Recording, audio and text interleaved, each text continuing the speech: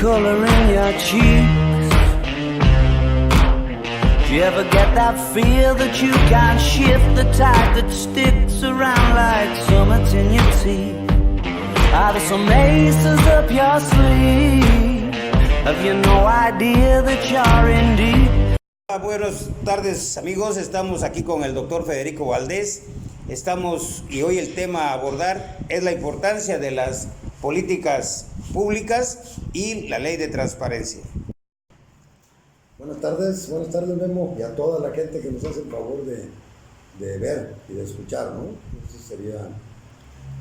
Hoy tenemos un tema que podría abordar un sinnúmero de lo que son la problemática en este municipio de Tapachula, ¿no? Todas esas políticas públicas a nivel estatal y a nivel municipal aquí en Tapachula, y la transparencia. Mucho se habla de la entrega-recepción, tanto en el gobierno del estado como en el gobierno municipal, así como esa transformación o esa etapa de transición para que se dé la transformación en nuestro estado. ¿Qué nos puede decir al respecto, doctor?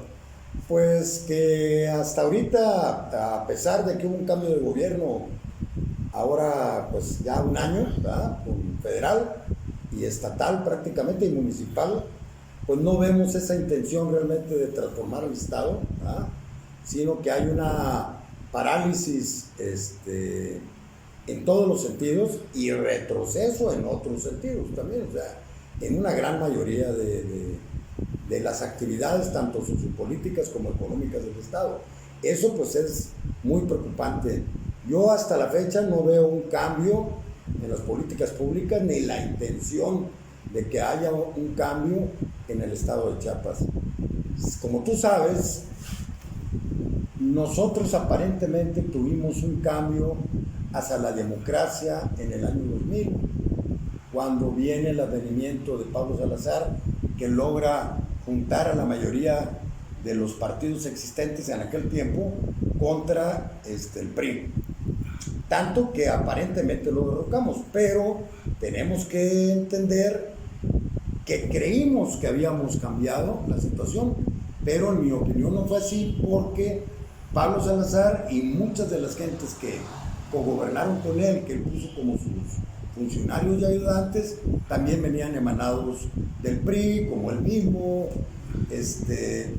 Entonces, pero él termina los 6 años, viene Juan Sabines, también del PRI. Juan Sabines, una semana antes de ser candidato a gobernador, había jurado y perjurado por la memoria de su padre que no iba a renunciar al PRI, y se enfrenta a José Antonio Aguilar Bodegas, que le quita la gobernatura. Pero una semana antes él era priista, Juan Sabines. Y si nosotros vemos con Manuel Velasco, también Velasco es nieto de un exgobernador priista. Difícil que alguna figura política de los que le dicen de abolengo no venga de esa extracción, ¿no crees? Así es. Pero sí tenemos un ejemplo bastante importante actualmente, que nunca fue priista, efectivamente, o no sé si, pero desde que yo lo conozco, primero era perredista y ahora es morenista, que es el actual gobernador, Rutilio Escandón. Pero sin embargo, siempre enclavado en la estructura judicial del mismo sistema, ¿no? Entonces prácticamente viene con las mismas escuelas. Así es. Entonces, esa es la situación. Prácticamente aquí en Chiapas hubo un cambio de actores, pero oí de nombres, pero en realidad no hubo un cambio democrático, a pesar de que las siglas del PRI no aparezcan desde hace más de casi 19 años. ¿Y la izquierda en Chiapas, doctor? Si por un lado tenemos ese gobierno priista que se transformó en verde, pero con la misma ideología, las mismas prácticas, ¿cuál era la oposición real? ¿Cuál ha sido la oposición real en Chiapas? Pues el último que yo recuerdo fue Amado Avendaño, que después falleció en un accidente, no sé si recuerdas, pero de ahí los que han ido emanando son prácticamente de las filas del PRI o de sus aliados, como el verde con Manuel Velasco, pero que se alió al PRI para poder ganar la gobernatura también. Entonces, el último opositor, pues yo pienso de la izquierda real, es Amado Avendaño. Muy bien, y en la perspectiva actual, para muchos es decepcionante darnos cuenta que en lo que es esta transformación encontramos más de lo mismo, y aquellas intelectuales, aquellas personas que traían una convicción de izquierda, netamente socialdemócrata o aún todavía con los rezagos aquellos comunistas, se perdieron. No hubo convicción, no hay ideología, no hay un ideal, simple y sencillamente parece ser buscar el poder por el poder mismo y los dividendos del dinero. Sí, porque tanto a nivel nacional, en lo federal, y a nivel estatal, si tú lo ves, los actores siguen siendo priistas, pues, o el Robledo, ¿cómo se llama el gobernador el presidente municipal de Tuxtla Gutiérrez? Castellanos, Morales. Plácido Morales, que tiene un puesto alto. O sea, si te vas viendo, ellos continúan ellos continúan dentro del poder. O sea, no ha habido una serie de cambios que realmente nos lleven hacia una verdadera democracia. Eso, en parte, es el factor más importante que ha detenido el desarrollo chiapaneco. ¿Por qué? Porque, aparte de eso, todos los partidos son satélites del gobierno en turno, tanto el PAN en Chiapas, PAN, PRD, Verde, el que se te ocurra, siguen siendo satélites del gobierno en turno. El Congreso local, a pesar de que está conformado por todos los partidos, porque tienen derecho a plurinominales, son incapaces de protestar en contra del gobernador alguna de las políticas que marquen. Eso principalmente es la causa del deterioro del Estado, la ausencia total de democracia en el Estado. Muchos hablan... Es una democracia manipulada al 100% por los programas sociales, perdón. Muchos hablan del peso específico de un actor, ¿no?, que es el secretario de gobierno, Brito Mazariegos, y la figura atrás, en las sombras, del hermano del mismísimo presidente de la República, Pío López Obrador. ¿Qué opinas al respecto, doctor? Pues si eso es cierto, está muy mal, porque el Estado continúa hacia atrás a pasos agigantados. El Producto Interno Bruto del Estado en el 2019, en este poco que lleva el 2019, ahora que está gobernando pues el nuevo partido, por no decir Rutilio Escandón, ha tenido un retroceso del Producto Interno Bruto de casi el 3%. ¿A qué se debe esto? Se debe a la situación, por ejemplo, que te estaba comentando ahorita, de que se está formando un consejo para el desarrollo urbano de la población de Tapachula, donde el que forma parte, la más importante del consejo, es el presidente municipal, el síndico municipal, algunos vocales, algunos secretarios ahí del mismo municipio, y esos sí tienen voto para decidir los proyectos. Toda la sociedad civil que ellos incluyen, que siempre ha sido la que los ha legitimado y que los ha avalado tanto legal como moralmente. ¿Otra vez? Sí. Todas las organizaciones de arquitectos, que ellos los llaman, ellos invitan Canaco, Canacintra, Servitur, todas esas organizaciones siempre han legitimado. Estas organizaciones en esos consejos no tienen voto, tienen nada más voz. Por lo tanto, lo único que hacen es legitimar tanto el municipio o del estado de Chiapas. Obviamente, siempre, como no tienen voto, pues siempre sale a lo que decide el gobernador o la autoridad en turno. Mira, no es posible que en los 10 años que han transcurrido con gobiernos de oposición ahora y con el PRI, Chiapas, a pesar de haber recibido la cantidad de dinero más importante en recursos de la Federación para programas de tipo social, continúa siendo el estado más pobre del país. Bueno, ese es un rezago desde el 94 que habíamos hablado, ¿no?, del estallamiento zapatista, que Chiapas empezó a aparecer entre los presupuestos más altos de la Federación. El Bronco en las elecciones pasadas se quejaba precisamente en proporción de lo que se daba al gobierno de Nuevo León, al gobierno chiapaneco. Pero nosotros, los chapanecos, sabemos que aunque estamos en los presupuestos altos, el nivel de vida del chapaneco no ha variado, sigue siendo paupérrimo, sigue siendo de miseria. ¿Por qué? El 77% de la población actualmente es pobre. En Chiapas, considerada pobre. No dicho por nosotros, sino por el Coneval. Entonces, y de esa el 30% de la población está en pobreza extrema. O sea, no es una tragedia lo que estamos padeciendo los chiapanecos. Aparte de eso, por ejemplo, se dice que Guerrero es muy pobre y no, ahí el 66%, Oaxaca el 65%, o sea, todos esos estados que salen como muy pobres, Chiapas se los lleva al más fregado en 10%. O sea, Pues sí. es algo realmente preocupante. Y el problema es que el gobierno federal, que está a cargo ahora de Andrés Manuel López Obrador, yo no le veo la más mínima intención, ¿verdad?, de presentar un programa, un proyecto económico integrado, desarrollado, que no sean nada más proyectos asistencialistas como la Secretaría del Bienestar, lo de los ninis. No hay un cambio realmente en la política hacia Chiapas, y a pesar de todas esas grandes ayudas, yo estoy seguro que al final del sexenio va a haber más pobres en Chiapas que antes.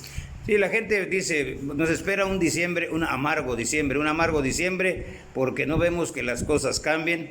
Habíamos hecho la propuesta como Asamblea Popular de aquellos 5 puntos básicos que seguimos insistiendo en ser beneficiados con impuestos, con la luz, con servicios, con la gasolina, el incremento del salario, pero seguimos viendo que hasta ahorita el Sembrando Vida sigue siendo la punta de lanza para el apoyo. Entendemos que primero los pobres o los más necesitados. Sin embargo, pues todo en Chiapas hay muchos necesitados de diversos sectores. No todos tienen una tierra que sembrar árboles. Tú decías de los ninis, de las becas a los muchachos, del apoyo a los jóvenes. Sin embargo, hasta ahorita el gobierno ha sido insuficiente. Cerraron, creo, ya el programa de los ninis. Y entendemos también que el dinero que va a los migrantes viene de una partida presupuestal especial a nivel internacional. Pero diste en la llaga tal vez. Cuando hablas de democracia y hablas de esos consejos consultivos de participación ciudadana, donde debe estar inmersa la población para poder acompañar al gobierno en cuáles son las prioridades y necesidades reales de cada población, de cada ciudad, de cada comunidad, y poder tener no solo voz, sino también voto y una injerencia muy cercana en los destinos de su lugar. Es un derecho que nos da la ley, como tú lo puedes leer en el reglamento que está ahí. Aparte de las organizaciones que siempre están legitimando, los ciudadanos tenemos derecho también a participar en ese tipo de consultas. Es más, ese consejo está programado para promover precisamente el accionar de la población con opiniones y proyectos, y ellos darles el cauce mediante la ley y técnicamente que sean viables, ¿ah? Y eso no lo hacen los municipios, ni nosotros los ciudadanos presionamos para hacerlo. Entonces, yo realmente creo que es muy importante, y por eso la Asamblea Popular sigue invitando a la gente, a la población en general, a que se sume este esfuerzo desde sus trincheras, si ellos quieren, ¿verdad?, para que se proponga y se vigile el accionar del gobierno, tanto federal como municipal como estatal.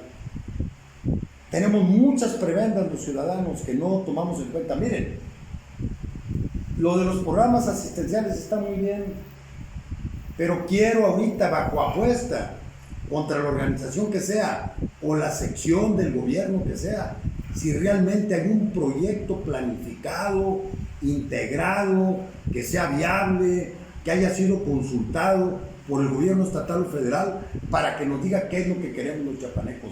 No hay, el huevo doble contra sencillo, que no hay, y que sea de largo tiempo. Tenemos la ausencia total de un proyecto de desarrollo económico, de una política pública que marque y que diga, vamos a solicitarle al señor presidente que vuelva a reactivar a Puerto Chiapas, porque Puerto Chiapas es un puerto muy pequeño, y de repente se les olvida dragarlo y tenemos problemas constantemente con esa situación. Si va a haber una zona económica especial, si va a haber un gasoducto, si se va a reactivar el ferrocarril, si nos van a dar el mismo tratamiento que le están dando a la frontera norte, cuáles son las ventajas que le vamos a dar a las personas que vengan a invertir, si van a haber más carreteras, más puentes, más medios de comunicación. No hay un proyecto integral en el estado de Chiapas, todo está disperso y todo está nada más en las ayudas asistenciales. Para empezar, por ahí va la situación, la ausencia de ese proyecto de desarrollo que no ha habido en estos 10 años. Es vergonzoso que el estado más pobre no llegue a la federación y nos diga, aquí está el proyecto de desarrollo económico para Chiapas, no de desarrollo asistencial. Estamos verdaderamente complicados. ¿Por qué hemos estado insistiendo mucho en la situación de la basura en Tapachula? Porque ha habido nula transparencia. Y esa falta de transparencia que ha tenido el Estado, no nos dicen de cuánto se trata, ha provocado esa falta de transparencia que Sabines se haya robado lo que haya querido. Pablo Salazar desapareció 1,000 millones de la ayuda del Estado. Sabines dicen que desapareció 40,000 millones. Manuel Velasco va de escándalo en escándalo porque si hay faltantes en salud, hay faltantes en casi todas las áreas de educación, por todos lados robaron y transaron. Una de las universidades más endeudadas del país es la UNACH. O sea, ¿a dónde han ido a parar todos esos dineros? Porque no hay una falta de transparencia. Y aparte de eso, la inseguridad es galopante, va en aumento. La inseguridad en el estado. Robaron un camión en Agua Azul, un pueblo secuestra a 5 policías, secuestra camiones, hay asaltos muy raros. Una avioneta que aterriza en la nada, en una parte de Chiapas, qué casualidad, que los ladrones estaban antes que la avioneta ya esperándola, o a un pobre policía que matan ahí por motocicleta también, ya sabían a qué horas iba a pasar la camioneta con 400,000 pesos. O sea, eso indica que hay fugas de información, o que es dentro de las mismas autoridades que se está haciendo esta situación para desaparecer ese dinero que va ahí. O sea, no tenemos seguridad, hay una inseguridad absoluta. La gente no quiere llegar sola a su casa, no quiere andar sola en la calle. Eso no permite que vengan a invertir, pues. Aparte, toda esa inconformidad social que provoca también el rompimiento de la ley, con la invasión de tierras, cierre de carreteras constante, problemas de educación, que en realidad son problemas de tipo político, pues obviamente nadie va a invertir en Chiapas, ¿no? Tenemos ahí una serie de situaciones. Y aparte, ya para aterrizar y para agravar toda la situación, un problema de migrantes y control. Lo único diferente que ha pasado es que el problema migrante de Chiapas ha dejado de salir en los periódicos a nivel nacional. Pero ahorita la cuarta parte de la población, yo creo que ya son ciudadanos de África, porque se ven por todos lados a los compas africanos, ¿verdad? Si vas a la Comar, son cientos que están ahí esperando la ayuda que se les va a dar, porque realmente también tienen razón, no hay trabajo en Chiapas, pues, no hay trabajo en Tapachula. Entonces, eso hace que se conflictúe la sociedad y que en un momento dado muchos de esos migrantes que se quedan a decidir, pues tengan que delinquir para vivir. Entonces, nosotros, es muy importante que esta asamblea promueva con las autoridades, tanto de todos los niveles, de los 3 niveles, que realmente se haga un estudio donde se privilegie cuál es la actividad más importante de Chiapas. Porque no, pero es un estudio ya formal. No podemos seguir dependiendo, Guillermo, solamente del comercio. El comercio representa el 30% de la actividad de los chiapanecos, de los cuales, ¿sabías tú que cerca del 60 o 70% son informales? Ese 70%, casi 80% de la población, no tiene un sueldo fijo. No reciben una entrada que les garantice que van a sobrevivir el otro mes. Y si por ahí viene un presidente municipal que les quite los lugares donde venden, pues obviamente esa gente se va a morir de hambre y nosotros también, porque vivimos de ellos. Entonces, no hay una actividad económica integrada, desarrollada, que les dé seguridad social, seguro social, etcétera, Infonavit, derecho a la habitación. Por eso es que el Estado, muchas de las gentes no tienen casa, no tienen negocios, porque el gobierno realmente no ha creado las condiciones para que esta gente sea rescatada de la informalidad y de la pobreza. Esa es una realidad agobiante del Estado. Entonces, la Asamblea Popular sigue invitando a la gente a que presente sus proyectos, que nos organicemos, que nos juntemos y que se los propongamos al gobierno. o a quien haya que proponérselo. Entonces, porque si no, la situación cada vez va a ser más, pues vamos a estar más, yo creo que va a aumentar la pobreza, esa es la conclusión. Pues fíjate, doctor, cuántos temas de una verdad que agobia, ¿no? Creo que para muchos sabemos que la impunidad es la madre de la corrupción. Y el hecho que estos gobernadores, como soltabas desde Pablo Salazar, Juan Sabines, Velasco, sigan impunemente riéndose, nosotros señalándolos a nivel de redes sociales, y ellos, pues, que decíamos hace ratos en una publicación en Face, locos de contento como el jibarito con su cargamento, se ríen. Y podremos hacer cuantos chistes y señalamientos a través de las redes, y ellos riéndose bajo esa impunidad. El agravio que se le hace al pueblo chiapaneco es mucho, porque el descaro es total, porque todavía se atreven incluso a contratar bots, a contratar trolls, a darle un pomo al chayotero periodista para que hable bien y hable mentiras de sus gobiernos, mientras todas las pruebas están ahí. Sin embargo, nadie hace caso.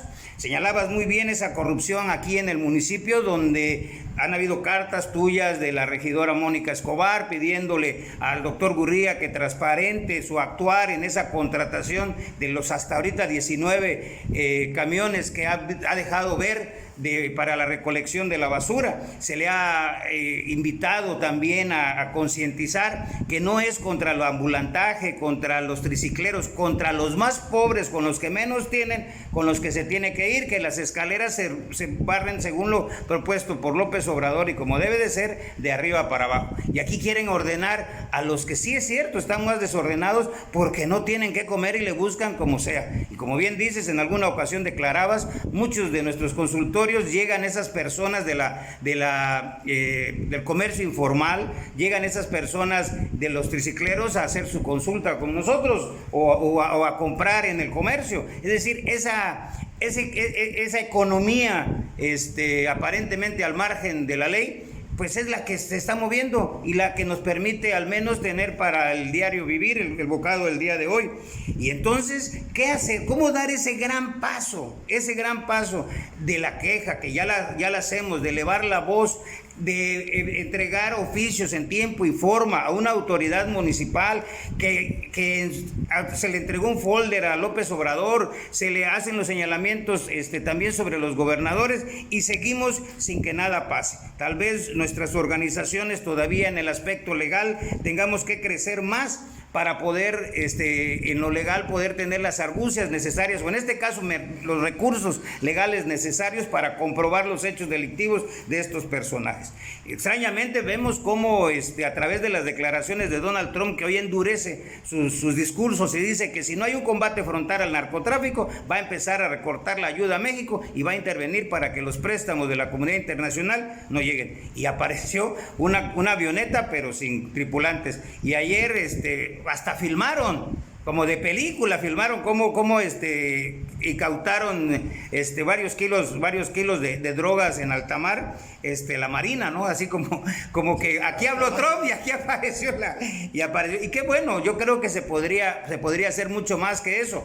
Sin embargo, muchos por ahí empezaron los señalamientos de ese cartel duro, cartel Jalisco Nueva Generación, empieza a caminar en nuestro estado y en esta frontera.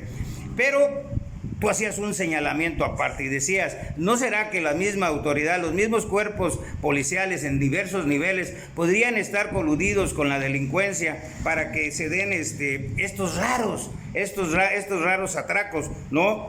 Difícil en un país, en un estado donde la inseguridad prevalece, donde la ley del balazo y de la metralleta y de las ráfagas de plomo son las que ordenan que pudiera haber un crecimiento económico o sea atractivo para alguien invertir, ¿no? Entonces creemos que, como bien dices, desde nuestro particular punto de vista en la asociación, en la Asamblea Popular del Soconusco y la Frontera, que nos estamos organizando, que hemos levantado la voz y que necesitamos romper ese dique de la impunidad que hasta ahora legalmente en el que se han podido meter todos estos pillos.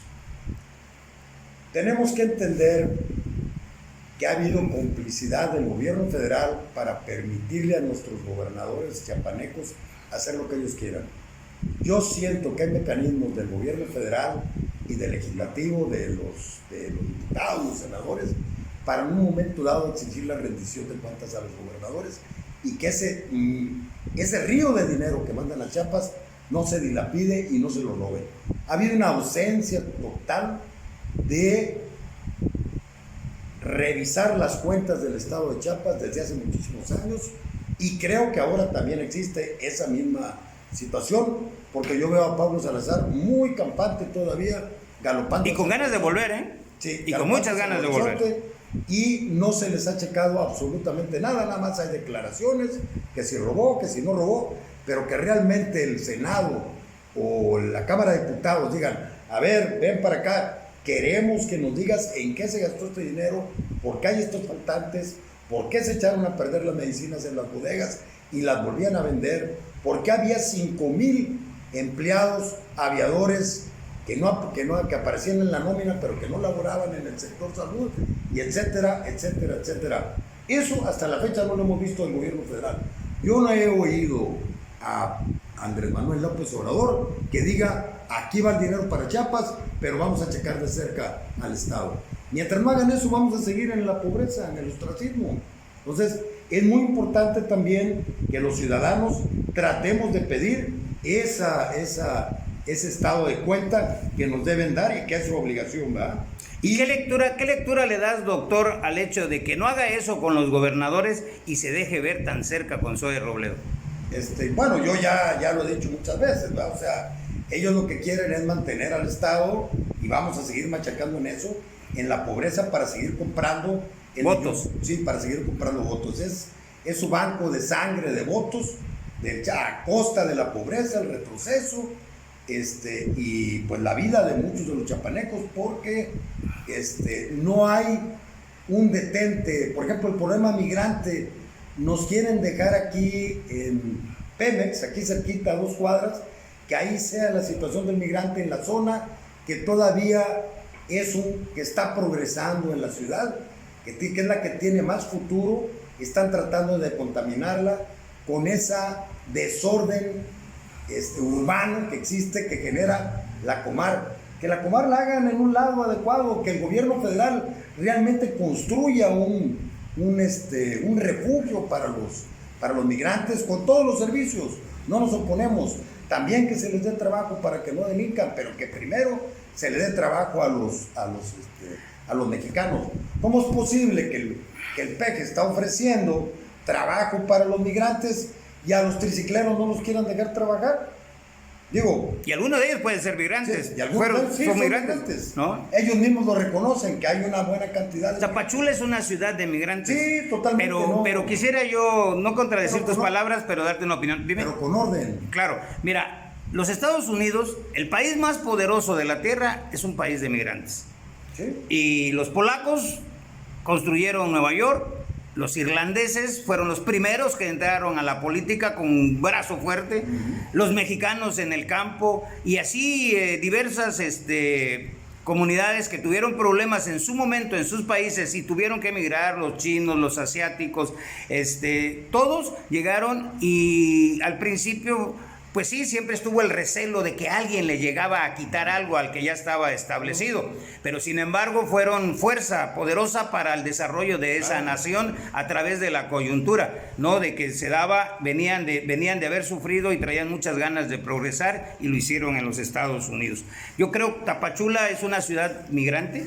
Es difícil encontrar una persona autóctona de acá por generación tras generación. La mayoría migramos y migraron nuestras familias de diversos puntos del planeta, así como de diversos estados del país.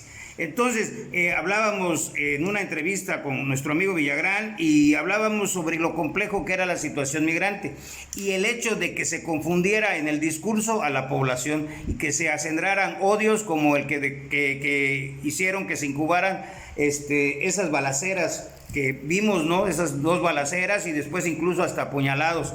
Entonces, nosotros creemos que es el sentimiento humano, es el que debe prevalecer.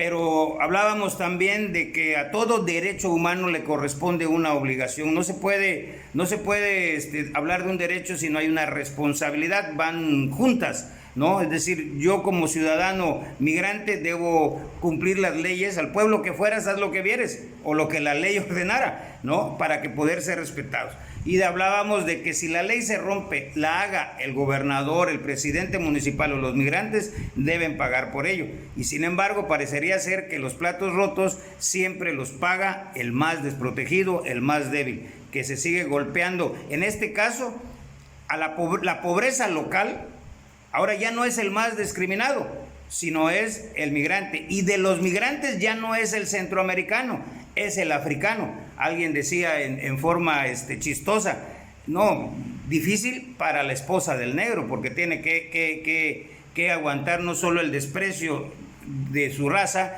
sino también como mujer dentro de la misma comunidad, ¿no? Entonces, nuestra sociedad se deteriora, se deshumaniza, desmembrados en Michoacán, es decir, colgados en puentes, ciudadanos, personas, ¿no? Tratados como reses, ¿no? En el crimen, y nosotros con un vacío de poder, porque eso es lo que yo puedo ver, un vacío de poder, y soñando a veces en que esto pueda cambiar, y dentro de los pocos, algunos buenos esfuerzos.